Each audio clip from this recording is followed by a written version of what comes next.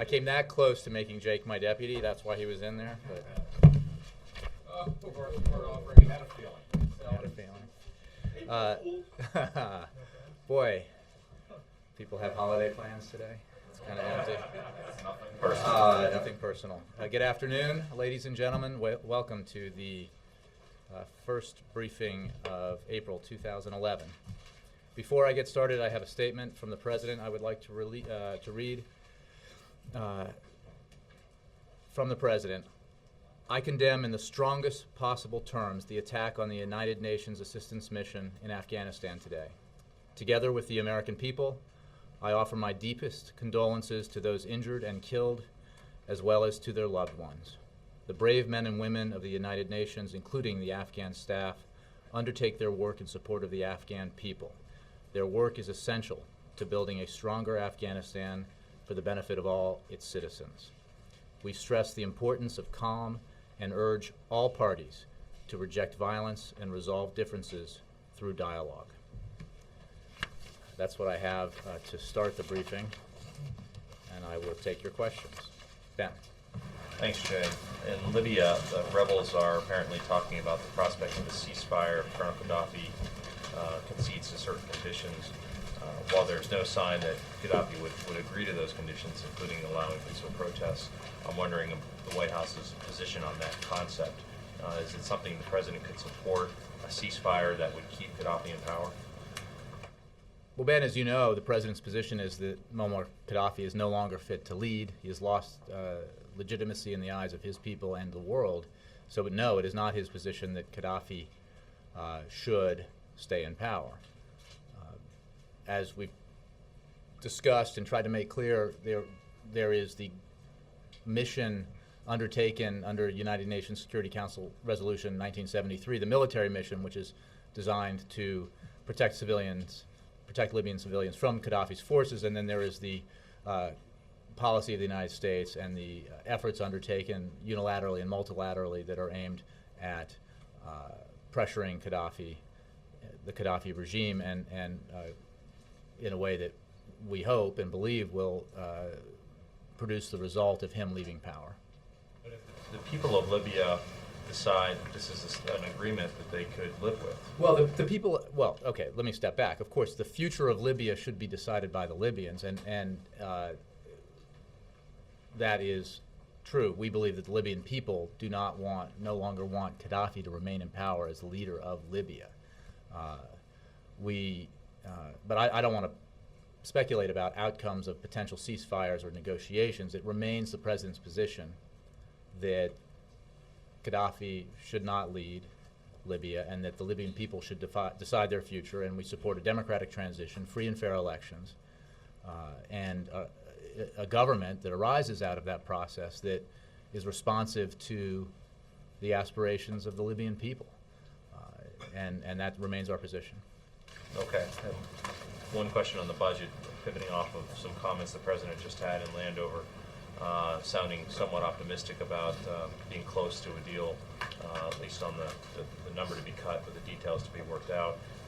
Can you give us any update on where that stands? Is it in fact close to a final deal, or is the sense that this might come down to the deadline of April 8th? The process of negotiating a budget compromise continues. It is a complicated one, and we are engaged in that process. It's an appropriations process, the bill itself. So we are, the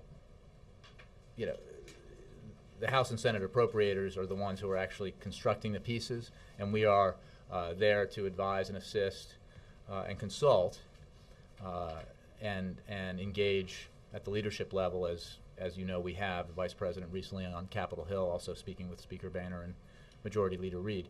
How close we are, I don't want to speculate. Obviously, we have a fairly short window here before this continuing resolution expires. People need to get to work and work diligently to try to find that common ground, to work out the details so that we can reduce spending, cut spending, of $73 billion. The target that both sides have agreed is the target we can reach.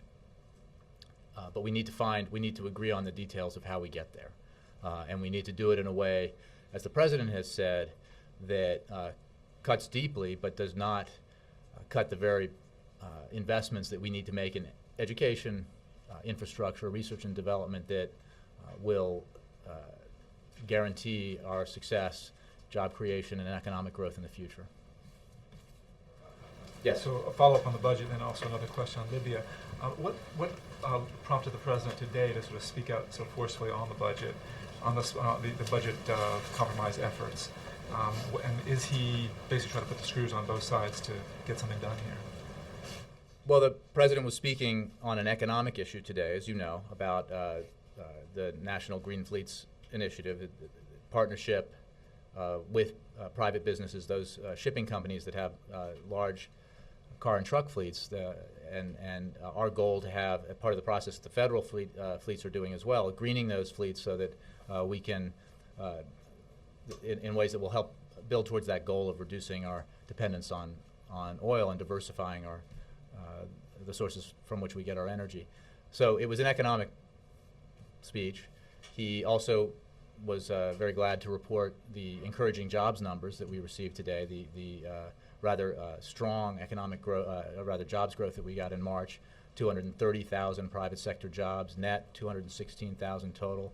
As the president said, that's 13 straight months of job growth, job creation, private sector job creation, for a total of 1.8 million jobs over 13 months. And as you know, a full 1 point drop in the unemployment rate in just 4 months, which is the steepest decline since 1984. All good news. Not good enough. Rates still too high. But I remember in speaking with him about this yesterday in a meeting, it forces everyone to focus on the fact that we are in the midst of a recovery. The economy is showing signs of strength. We should not do anything to jeopardize that recovery. We should not do anything that halts the growth in the economy or halts the progress we're making in job creation. And which brings us to this budget deal. And one of the things that we have spoken out so clearly about is that while we need to cut spending, we need to reduce the deficit, we agree with Republicans on both those goals, that we have to do it in a way that is responsible and that does not jeopardize the recovery. And certainly one thing that we have said that would jeopardize the recovery is if we allowed the government to shut down because of the economic uncertainty it would create. So he wanted to address, within the context of his remarks, both obviously the jobs numbers and the broader economic picture, but also these negotiations that are ongoing. And he spoke optimistically about the capacity to find common ground that he believes exists, and that's the right thing to do. That's what the American people want us to do. Okay, and in Libya today, as you know, Gaddafi's forces are making advances against the rebel stronghold in the west, in Misrata. Each day we seem to have a shift in the movement of forces and who's on top. Is there any concern in the White House, or what's the level of concern in the White House about the possibility of this settling into just a bloody stalemate, that with no chance of actually dislodging Gaddafi and over the near term, if not the midterm? Well, I think it's important to step back and broaden the perspective a little bit and not judge the course of the conflict based on advances and retreats day by day or hour by hour, which is not to dismiss your point, but just simply to say that the overall trend here is positive in terms of the conflict. The success that the NATO coalition has had or the broader coalition has had in decimating Gaddafi's forces, air assets, air defenses, and forcing them to retreat from Benghazi and other other places where they threaten to do great harm to civilians. But it's obviously an ongoing situation there, and the NATO mission continues. The NATO controlled mission, NATO commanded mission continues to protect civilians, to enforce the no-fly zone, and to enforce the arms embargo. On a separate track, we are also working very diligently to continue to put pressure on the Gaddafi regime. And I would note, as I did yesterday, that there are a variety of ways to measure Gaddafi's relative strength in this situation or weakness. And I think one measure is to look at what's happening to the circle around him. And as you know, one of his most trusted aides defected, flew to the United Kingdom with no immunity, and has abandoned the regime, abandoned what we think is a sinking ship. And we think that's an important development. Let me go to Jake first. Thanks, Jay. A couple questions on Libya. Republican senators, specifically McCain and Graham, are being highly critical that the United States is pulling U.S. assets out, kind of putting them out of commission as we move into a supporting role, at the same time saying that it remains a priority that Gaddafi must go. Where's the disconnect there? Well, Senator McCain has also been very supportive of the action the president has taken in general. We simply disagree that with the idea that the United States should be militarily decapitating the Gaddafi regime, that it should use military force unilaterally, which is what it would mean, to pursue the policy goal of having Gaddafi no longer rule Libya. We believe that the course the president took here in building this coalition, in working with not just our NATO allies, but the Arab League and other partners to build a broad consensus behind military action in a remarkably fast time frame to protect Libyan civilians at a dramatic moment when the potential for a terrible humanitarian catastrophe existed, was an important development, and it's ongoing. Another important aspect in this is the president, I think, spoke very clearly about on Monday night to the American people, was that he believes that while this is a situation, he believes that he retains an absolute right as the commander-in-chief and the president to use military force unilaterally when the United States is threatened, when American citizens are threatened, when our core interests are threatened, when our allies are threatened.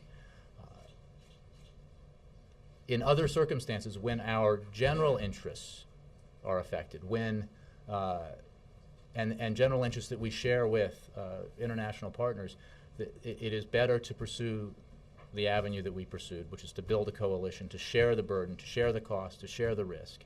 And also, not just because of those goals are important in and of themselves in a time when we have a lot of commitments around the world, but also to do that because it enhances the prospect of a good outcome.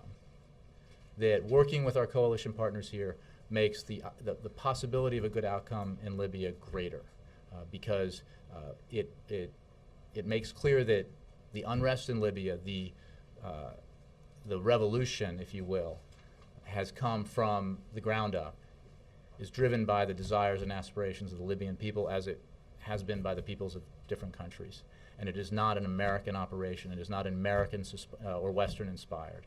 And we think that is very, very important when the president takes the long view about what all these developments mean in the Middle East, and what posture we should take to best ensure that our national security interests are protected and that the outcome in the region is as positive as possible for the people of the region and for the people of the United States. And I apologize for giving you such a long answer, but yes. No problem at all. But you talk about it coming from the ground up, and we know that we've heard over the past many days that you're assessing who these rebels are, what they're about, their differing agendas. Our people on the ground said that the opposition is a ragtag group of people with more heart than they have military training and than they have in weapons, quite honestly. So are these people that the administration is relying on to go towards the end goal, toppling Gaddafi? Well, again, our goal of having Gaddafi step down, take himself out of power, or be removed from power is a non-military goal. We support the aspirations of the Libyan people. The opposition to Gaddafi is driven by the fact that Gaddafi was such a brutal leader and did not respond to or answer to the desires and aspirations of the Libyan people. We are making a lot of assessments about the composition of the opposition. We have the Secretary of State has met, as you know, with the leader of the National Council in Paris and in London, and we view positively the statement that was put out by the Council about what their vision is for the future of Libya, and the fact that it is inclusive and tolerant and envisions free and fair democratic elections. So we're working very closely with the contact group that was stood up after the recent conference in London, broad group of international partners that are participating in that, to look at ways we can assist the opposition and help imagine with them what the future of Libya will look like. But in the end, it's up to the Libyans themselves to decide that future for themselves. Real quick, Jay, I think that it's lost a little bit. Many, like the American people, hearing that it's a political goal that Gaddafi should not be leading, but that we're pulling these military assets out, and that it should then be kind of driven by the opposition, who the administration acknowledges they're not trained to take on such a fight at the moment. So we're in it, but we're not in it. I think the American people don't see a big difference in, if you want Gaddafi to go politically, I think why what the don't we do American it? people understand very clearly is that this president did not believe that unilateral military action to remove an Arab leader from power and basically to own that country for the United States was the right course of action in this case. It wasn't right for the United States, it wasn't right for the region, it wasn't right for Libya. And we have some experience with that and the costs associated with doing that. And moreover, the course that he is pursuing with our partners, he believes very strongly it creates a better opportunity for success in the long run for the Libyan people, for the United States, for the other countries in the region, and for all our allies. And the issue of removing assets, I mean, he made very clear his position that we would take the lead initially in the military operation because of our unique capacities to shape the battlefield, if you will, but that we would then step back, still remain part of the coalition, but make that transition to a NATO lead. We are still very much a part of the coalition, but we are not in the lead of the coalition. That means that the burdens and costs of this operation are shared, which we think is a good thing. And we think the American people probably think is a good thing as well. Jay.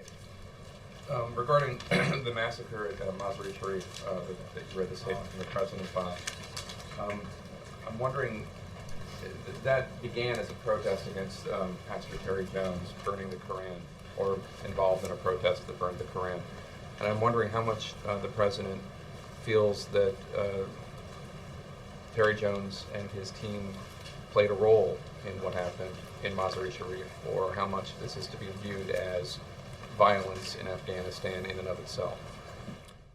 Well, my understanding is there were protests around Afghanistan, and that we are still assessing what the cause of the protests was, what the motivation behind them was, and specifically this protest that led to this horrific action that was taken. And we strongly condemn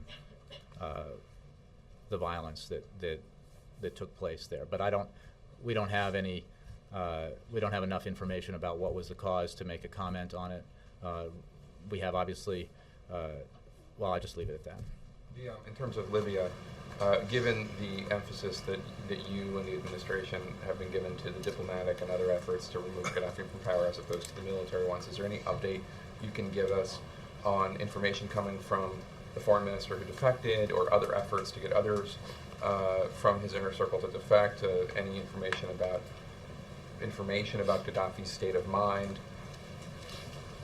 I don't have anything specific on that for you, except that the outreach is ongoing, and the broad reports of outreach in the other direction from people in the Gaddafi regime to various folks on the outside has also taken place, as Secretary of State Clinton has mentioned and talked about. But it is not clear yet in our mind what that means in terms of Gaddafi's view of his situation, in terms of him personally. Clearly, from Mr. Koussa's decision to leave, that's an indication, at least, gives us some insight into the sort of state of the circle around Colonel Gaddafi, but I don't have any hard information about his state of mind or how he views his own predicament right now. And lastly, could you give us your best assessment of the capabilities of the Libyan rebels? I would leave specifics to those who know better at NATO or the Defense Department, but we don't dispute the idea that this is not a formal military force. I mean, that is part of its, it is opposing what was a formal military force that is still loyal, parts of which are still loyal to Muammar Gaddafi, precisely because that regime was so brutal. And so it is made up of,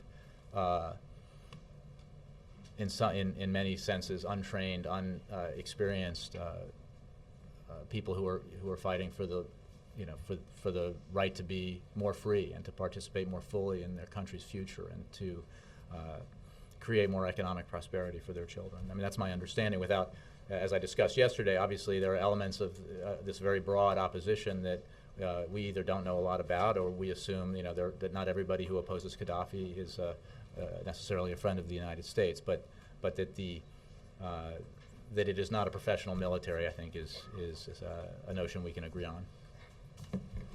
Thanks, Jay.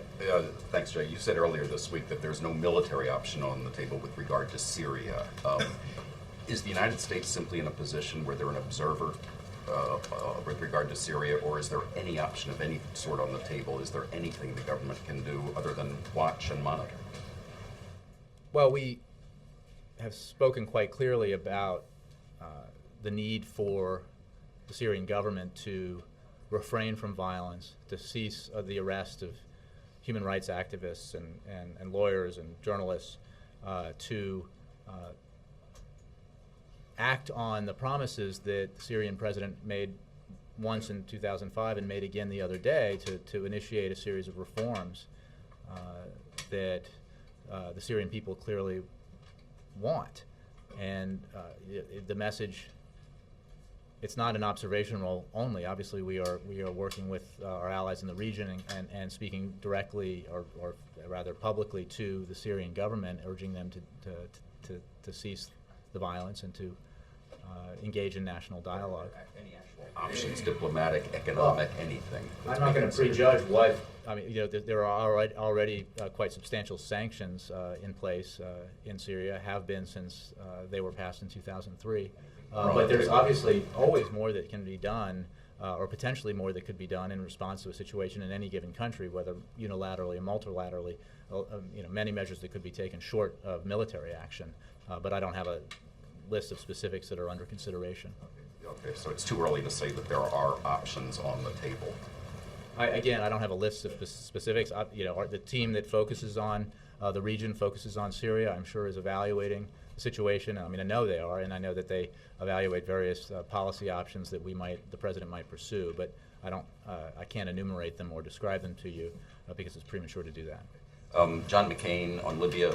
John McCain says he's working with Senator Kerry, Senator McConnell, and others to try to pass a resolution. I know there's been talk of this, but now there's a specific effort, we're told, to find a resolution that could be overwhelmingly passed by the Senate. Maybe just a sense of the Senate resolution, but something that they could vote on. Is the White House discouraging that, encouraging it, involved in it? Well, we have said, I don't know that if we've addressed the specific effort that you refer to, but we have said that we welcome congressional support for the actions that the president authorized and the mission that the United States remains engaged in, both the military mission and the diplomatic, economic, political mission, if you will, that encompasses all the other actions that we're taking with regard to Libya. So we would broadly speaking, welcome that support. Last question. John Boehner, just a short time ago, again said that he denies there is any target number on these. Do you still say there is a target number? I would just point you to the statement that he made yesterday,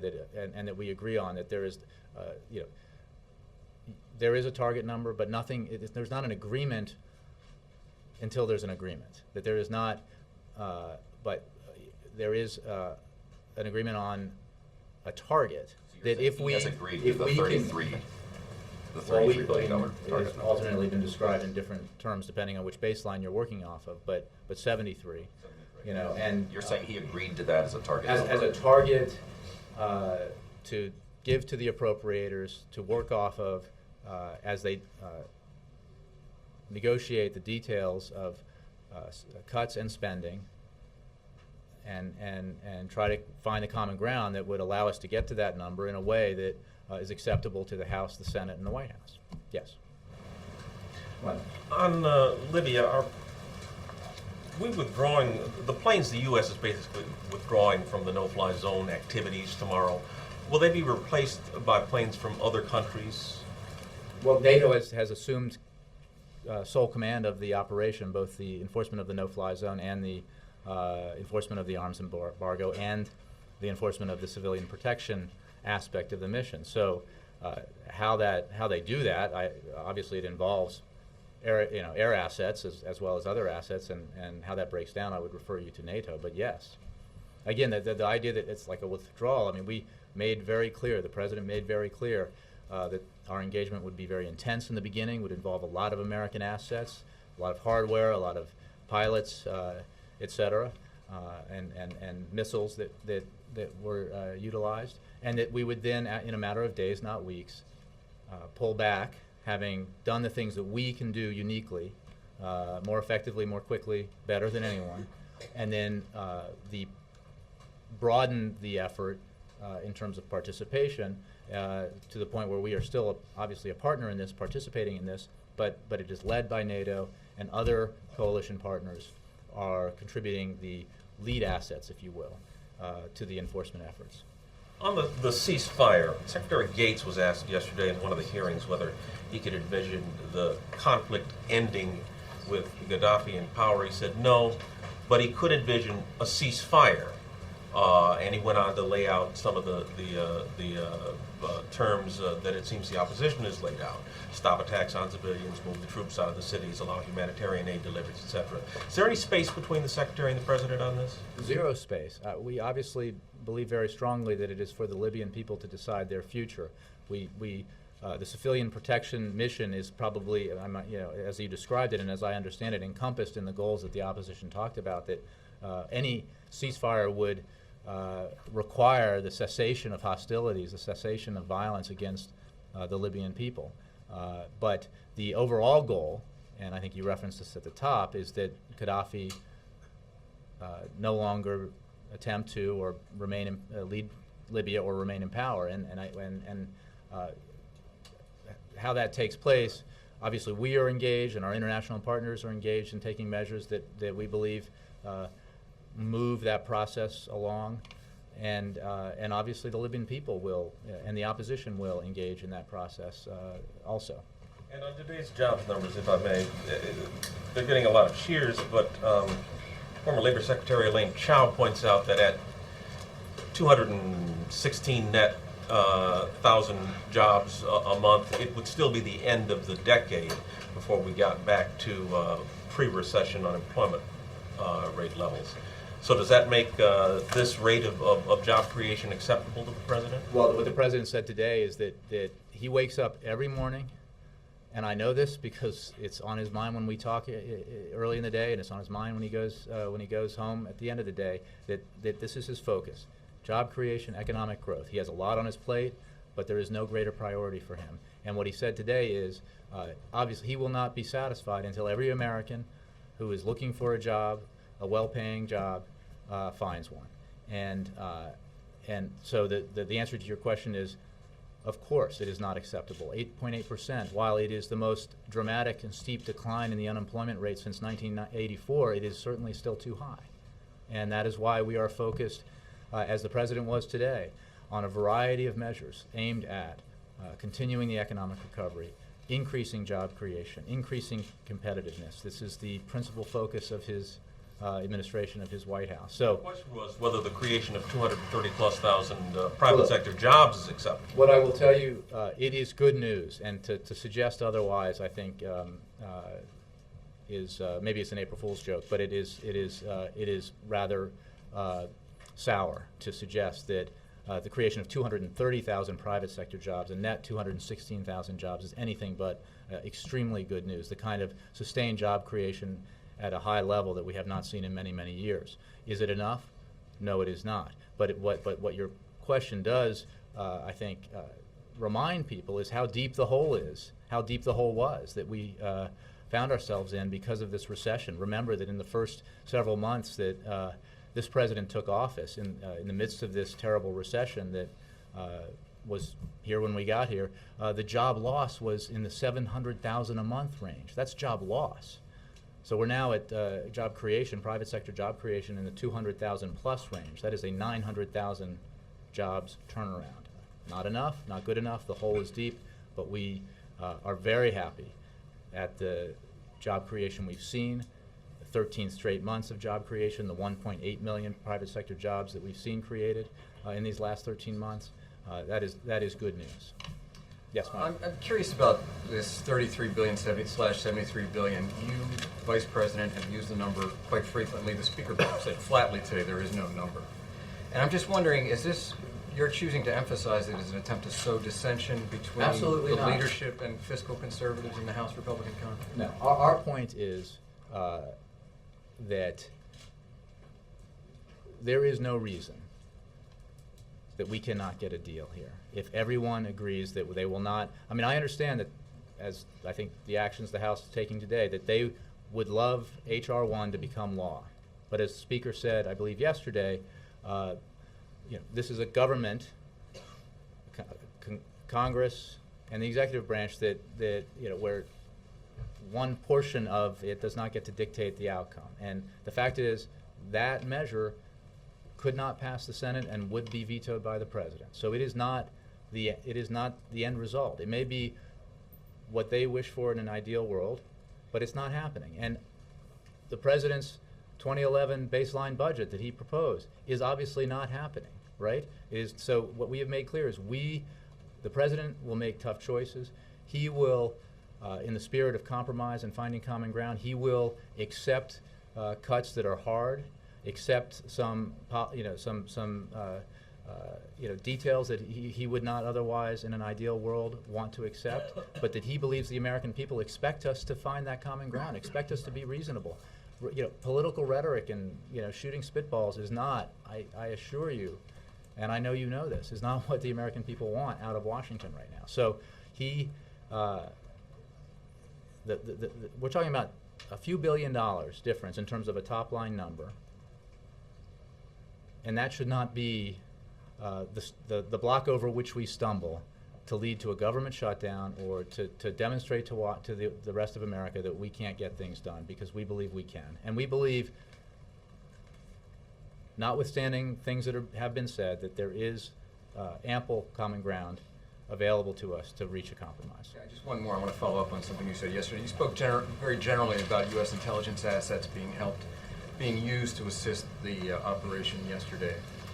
I'm just wondering, are those assets American intelligence assets being used exclusively for the furtherance of UN Security Council Resolution 1973, or are they also being used for the furtherance of the unilateral American administration's goal of having Gaddafi leave power? Well, I cannot, as you know, speak about intelligence matters in any specific way. The conversation that we had yesterday was with regard to, as the President and others have said, and I have said, regard to the things that we can continue to do in support of UN Security Council Resolution 1973, which is, as a member of the coalition that is enforcing that resolution, that we can supply Resolution intelligence. is limited to protecting civilians. Well, and that's what I was, and again, that is what I'm referring to. But I will not speak about intelligence gathering or operations from this Whether building. the American intelligence apparatus is constrained because they're working under the auspices of 1973 from helping further the American unilateral goal? Yeah, I'm just not going to comment on that one way or the other. I will say, echoing the President, that one of the capabilities that we are still able to, that we will still provide in our role, advising and assisting and supporting the NATO-led mission, is intelligence capacity, the provision of intelligence. But that also includes, refueling capacity, the capacity to jam signals of the Gaddafi regime. So, there are a variety of ways that we continue to assist the NATO mission. Jay, one of the cuts that the President himself made in the NASA budget was a funding for the Destiny satellite, which is a earthquake detection capability. Now, given the tremendous turbulence, unprecedented turbulence in this Pacific Ring of Fire that we saw come out in Japan, isn't it total folly to begin taking down some of these NASA capabilities, given that perhaps solar flares and other things are affecting the magnetic field of the Earth, when we can, if not prevent them, at least warn the population in good time to deal with them? Isn't that verge on criminality when we're faced with this kind of a situation in that region? You're asking me whether or not some position we took that I confess I have, I'm not, is a criminal action or just folly? It's the Destiny satellite, which would allow us to give some lead time, maybe an hour and a half in, say, San Francisco. If such an earthquake were to hit, you could at least warn the people in time so they weren't caught totally by surprise. That has been axed out of the budget.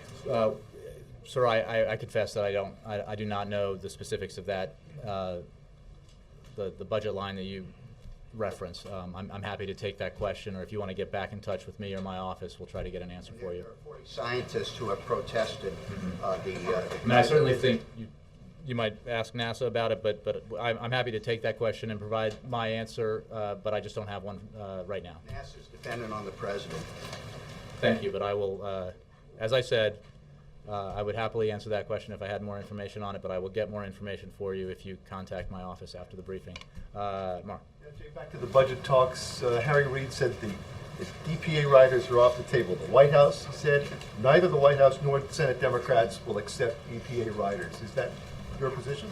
Well, what the President has said, and what I have said and others have said, is that we do not believe this process is the right forum for injecting politically charged or ideologically driven agenda items that are highly contentious, that the injection of which seem to us clearly to be designed to derail this train that needs to move forward into the station. I'm not going to negotiate line by line what items are acceptable or unacceptable, but our position on that broad basket of issues is clear. Because I mean, when we discussed this yesterday, it seemed like you were not specifically taking anything for that matter off the table, and it sounds like he's just taking it off the table.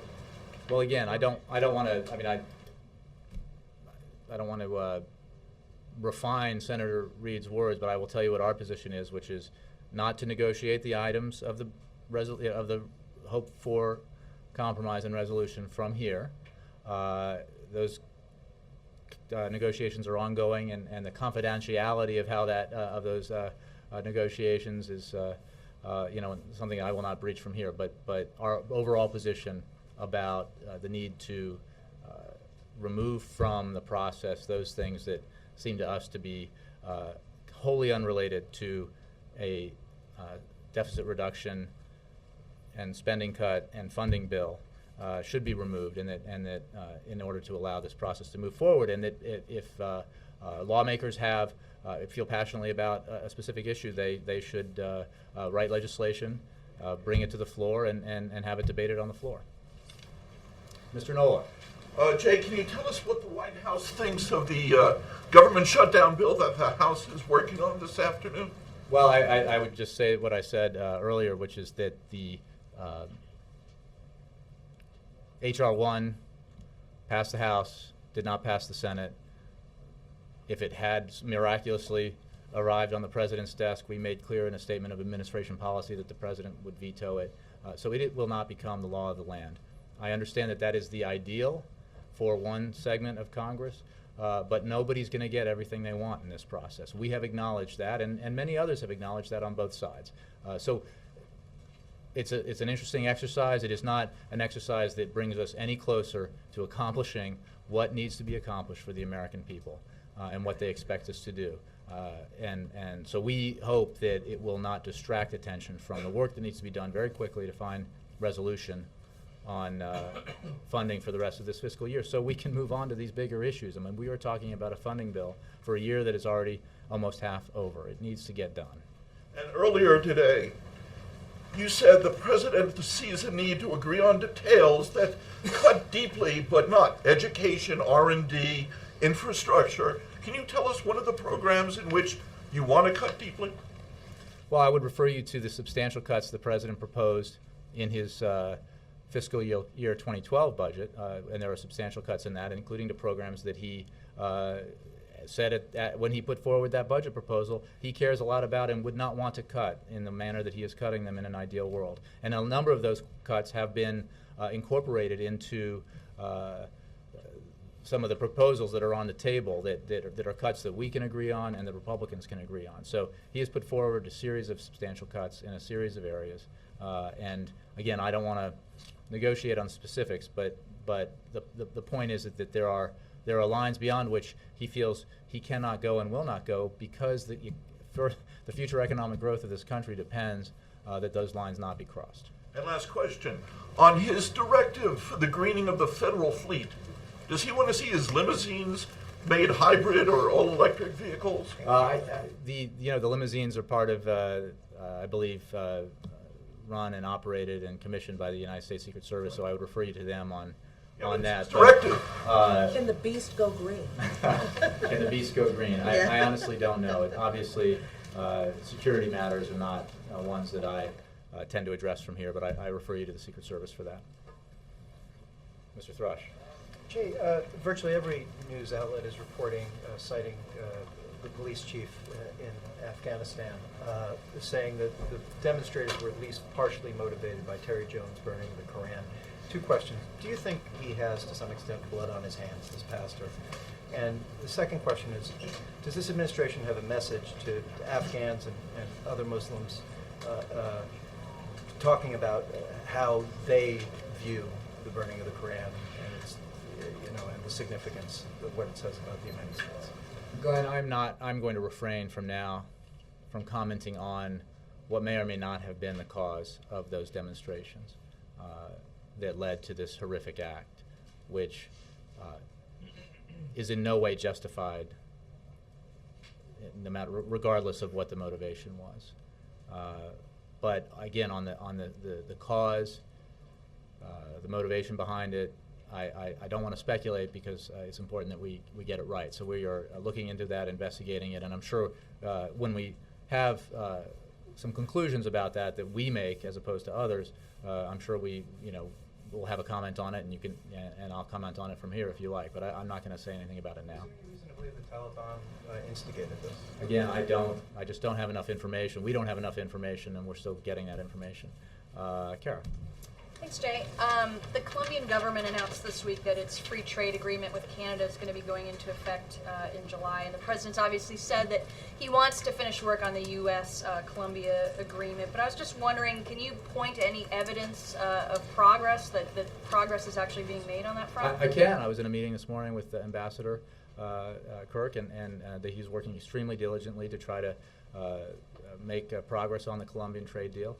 And the president is committed to getting it done, and we have done a lot in the past weeks and months to intensify that activity, and so that we can get a trade deal that is good for American business, good for American labor, good for America, and move forward and get some of these important trade deals completed and passed, as the highly significant trade deal with South Korea has been completed and awaits passage.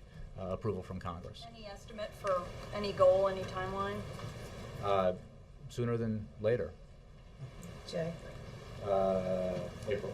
Jay, the White House is very upbeat about the unemployment numbers, but there is a concern that the black unemployment numbers inched up 0.2% to 15.5%. And I spoke with Mary Frances Berry earlier, the former head of the Civil Rights Commission, and she said that there needs to be some type of targeted approach for those who continue to be in that number of the large unemployment number. And she said an anti-poverty approach, a poverty agenda per se. Is the White House looking at a targeted approach now, as the overall numbers are going down, but minority numbers are still going up? Unacceptably high. The overall number is unacceptably high. The minority number is unacceptably high, and there's no question that it's discouraging news that number ticked up, as you mentioned. It also has come down overall in the last months, as the overall rate has come down. But the president, as I noted earlier, wakes up every morning focused on this issue. and goes home every night focused on this issue. And he believes very strongly that the economic measures that he has taken have been beneficial to staving off an even worse economic calamity, an actual depression, as opposed to the worst recession that we've ever seen in generations, rather, since the Great Depression. And that there were programs within the Recovery Act and other measures that we took that were, by their design, would help communities that were hardest hit. And those, we believe those programs have been effective, not enough, but effective. And we're always looking for ways to address, as the economy recovers, address those areas which are not recovering as well or fast enough, whether they be parts of the economy or communities or regions. And I don't have a specific new proposal from the president for you, but this weighs heavily on him. Laura? Thanks. Go on. I'm not in a position. No, well, you should actually call on Ryan because he was here when I was late. Maybe. So, You're yielding?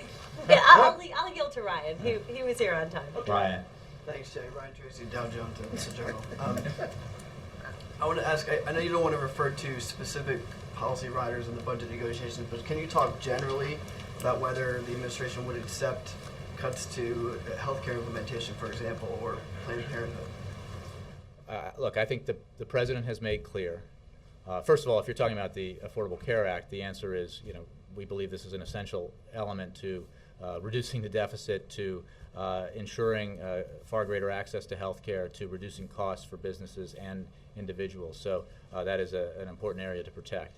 On other issues, it is simply not the place to have those contentious fights on social policy or other types of policy that have nothing to do with funding the government, reducing spending, cutting spending and reducing the deficit. So we, without getting into specifics, because I don't want to negotiate it from here, it is very much the president's position that this is not the vehicle to have those debates, and it is certainly not appropriate. And the American people will not be happy to learn if this thing founders because of an insistence that something be inserted in the bill that is highly contentious and has nothing to do with the fiscal year 2011 funding of the government. Just to follow up on that, is there any difference with the EPA riders in that sense? I mean, again, I'm not going to get into the specifics, Ryan, but yes, sorry. Jay, when you were, in response to Ryan's question just now, and then earlier you were talking about shooting spitballs, is that a characterization that you would talk about in terms of a segment of Congress exclusive to their attitude with regard to policy riders, or is that a generally cavalier or less than serious attitude toward the budget wholesale? I like the second part. I meant that as a general statement. I wasn't aiming that specifically at anyone, and in Washington there have been spitballs, delivered from all sides. But the point is that this is not a time, if there ever is a time, this is certainly not one where the public wants its leaders in Congress, in Washington, or in the White House for that matter, to engage in a lot of heated political partisan rhetoric. When the opportunity for compromise is there, we have shown, and the leaders of Congress have shown, a capacity to work together in a bipartisan way to compromise and get things done for the American people. At a time that when doing that, a lot of people would have predicted was impossible. I'm talking about the lame duck session last year. There is no reason, given what we know about what the elements of the various proposals are in terms of reducing the deficit and cutting spending in the fiscal year 2011 funding process, that we cannot reach a compromise. Not 100% of what we want, not 100% of what Republicans want, Senate Democrats, everybody's going to have to give. But there is ample room to find common ground. But you don't see that attitude coming from one area or another? Yeah, we just think it's not a good approach in general, and I don't think, we don't think it's good for the process. We don't think it's what the American people want to hear. Yeah, week ahead. I do have a week ahead. I'm going to read the week ahead and get out of here, if I could.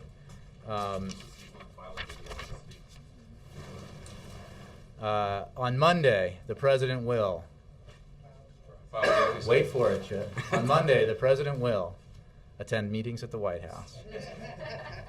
On Tuesday, the president will welcome Israeli President Shimon Peres to the White House for a working lunch.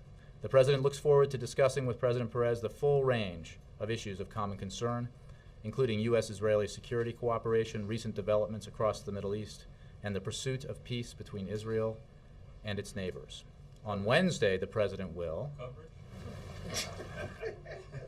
I don't have anything on coverage, but get back to me on that. Will it be a kosher option?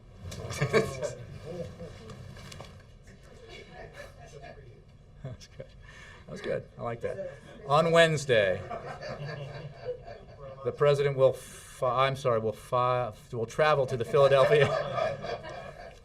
Philadelphia area to discuss his long-term plan to protect consumers against rising oil prices and decrease oil imports, as well as key components of his broader energy plan.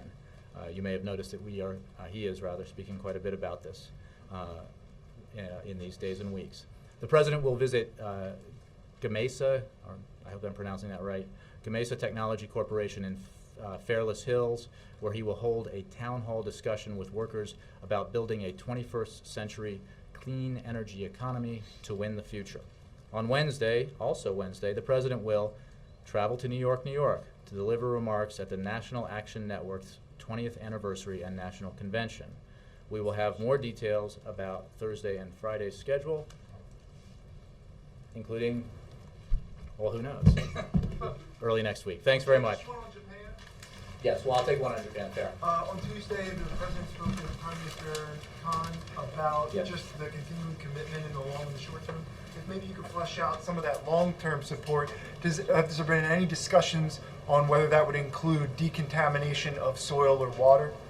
I don't have the specifics on that. I think maybe the Department of Energy might, or the NRC. The commitment, the long-standing commitment is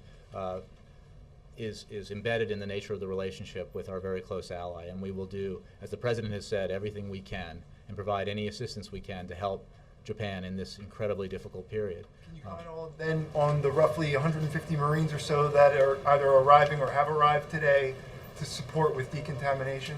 I just don't have those details. If you want to check back with me later, I can help you get more information. But it is something that the president is briefed on every day and updated on. The situation we have, as you know, Dr. John Holdren is the director of the Office of Science and Technology, who is all over this all the time and making sure the president is kept abreast of developments. And then, as you've noted, he himself is engaged with the Prime Minister regularly on this. Thanks a lot.